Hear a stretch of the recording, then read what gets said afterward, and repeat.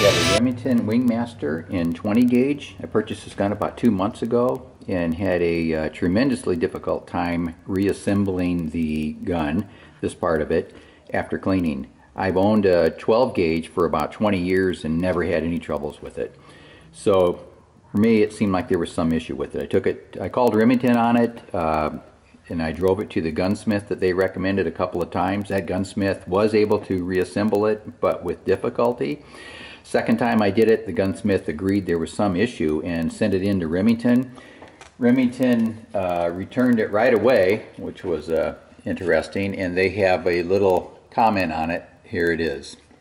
Remington, or reassemble the firearm 20 gauge are a little more tricky to assemble than a 12 gauge. Well, I'd say they're a lot more tricky. Anyhow, what I've done, the gunsmith then showed me his tricks for being able to assemble it, and I'm going to show those to you. When I talked to a gunsmith at Remington, they said when they assembled it, or at least this particular gunsmith, he did it without the trigger assembly in and put that in last. But the instructions don't say that. But the reason he said he did it that way is that you get the shell carrier, which is this piece right here, out of the way. So before I start assembling it, I did want to go through a little terminology. First, we have the trigger plate assembly here, and this is the carrier on the front. We have on the trigger plate assembly, we have the action lock right here. So that's the action bar lock. Okay. That's going to be used to be able to cycle the gun. We have the receiver, this big piece here, and then inside of the receiver, this is a little difficult to show, but we have two pieces of metal that are called the right and left shell latch. So here we have the left side of the gun, and I'm going to flip it over to hopefully be able to point this out to you. It's a lot easier with the trigger plate assembly out. Okay, so we have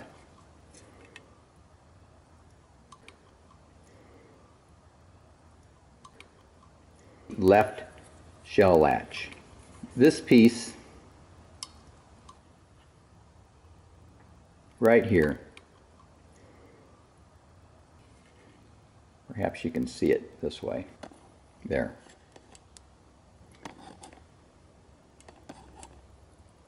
You can see I can press on it with my fingers. There's a little indentation there that allows me to push it in. It's important to be able to push this in all the way when reassembling.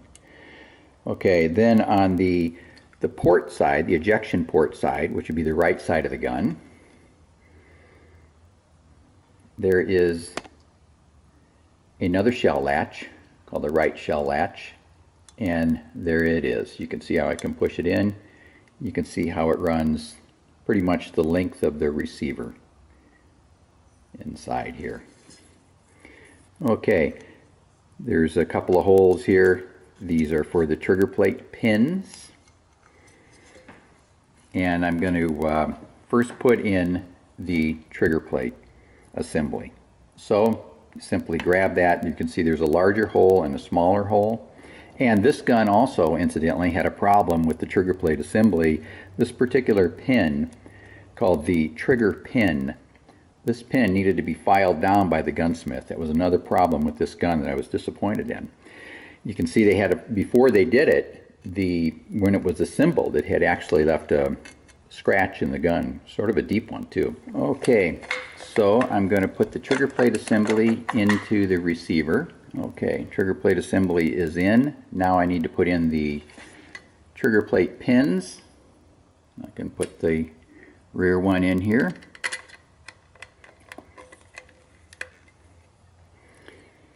And I happen to have a plastic piece that I can use to push it through with.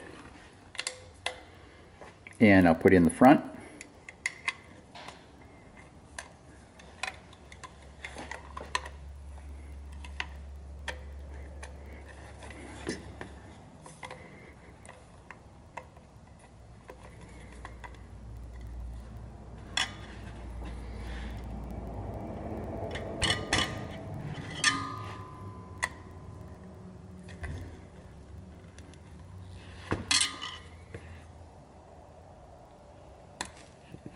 Okay, both pins are now flush with the receiver, both sides. Carrier works fine. Now comes the very difficult part, and I get this part. The gunsmith got this right about 1 out of 3 attempts. It takes me anywhere from 1 out of 5 to 1 out of 10 attempts to get it in correctly. So take the fore end, and we take the slide block and place it on the end of the fore end, right in these latches, or these indentations. And I want to point out while I'm doing this, these holes in the slide, in the action bars. These two are the action bars. As you can see, the holes there. It goes right there. Those holes are going to be important for assembly later in terms of helping me figure out where the action bars are relative to the shell latches.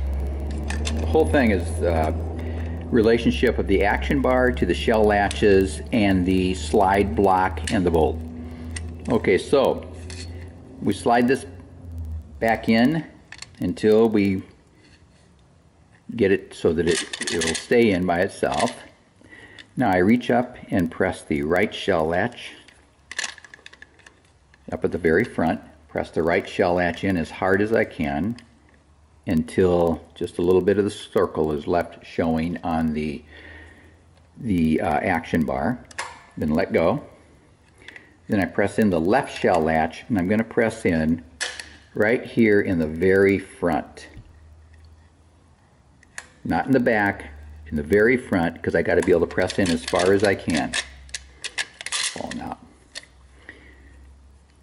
Get the right one back in. Okay.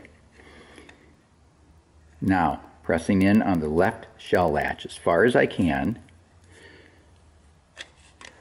Okay, it's moved in about, I moved it back in now about a ½ inch. And now I should be able to get it assembled. Now let's see if it cycles. A lot of times it doesn't. This time it did. I'm going to take it apart again by pressing in on the left shell latch, removing it. Okay, I'm going to try it again. Put it in. Go underneath on the through the loading area, shell loading area. Press the right shell latch in as hard as I can, at the as far forward as I can, until just the hole is left remaining in that action bar. Okay, now same thing on the left shell latch. As forward as I can and as hard as I can. It's a very tough pinch. Didn't work. Got to do it again. Start over on the right. Go to the left. Didn't work, I could tell, because it slipped out on the right side. Go here again on the right. Got it in there. Then to the left. Now let's see, lock's there. Let's see if I press in the action lock, if I can cycle it. I'm getting better. 2 in a row successful. I think that's a record for me. I'm going to disassemble one more time.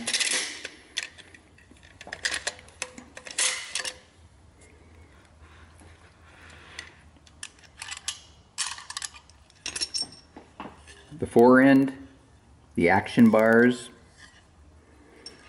slide block,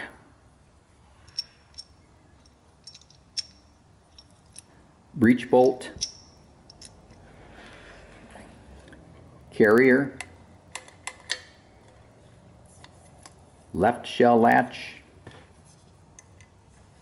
right shell latch. Good luck.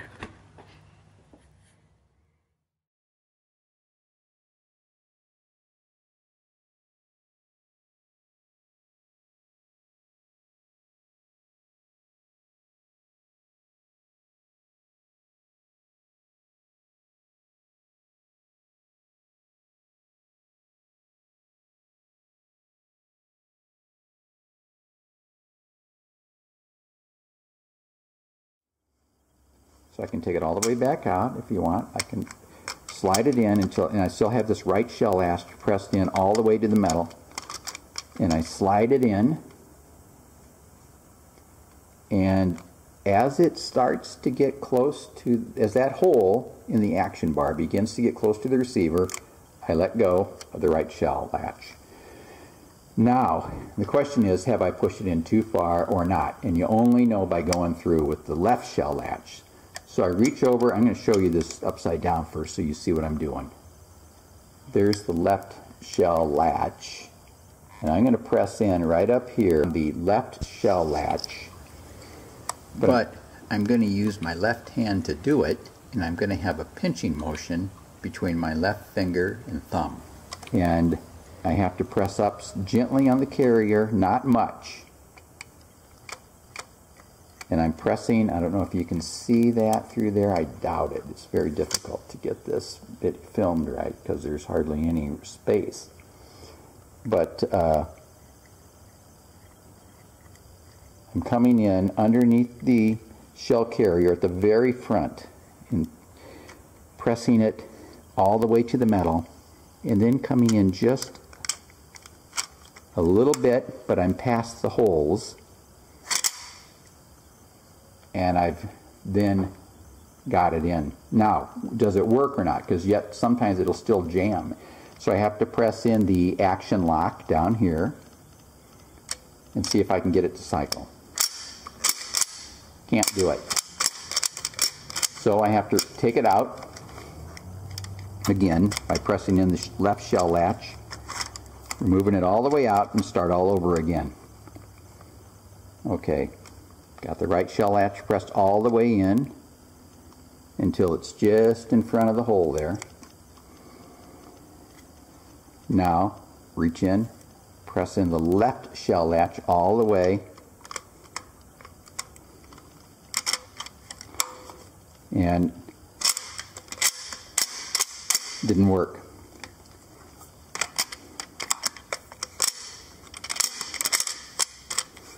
Got to disassemble. So left shell latch all the way back out again. Do the right shell latch. Left shell latch. Didn't work.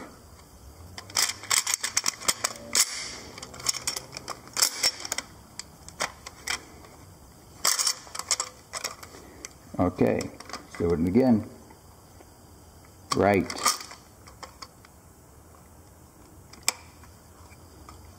Left.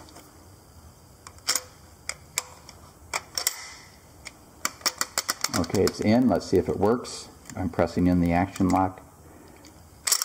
It worked.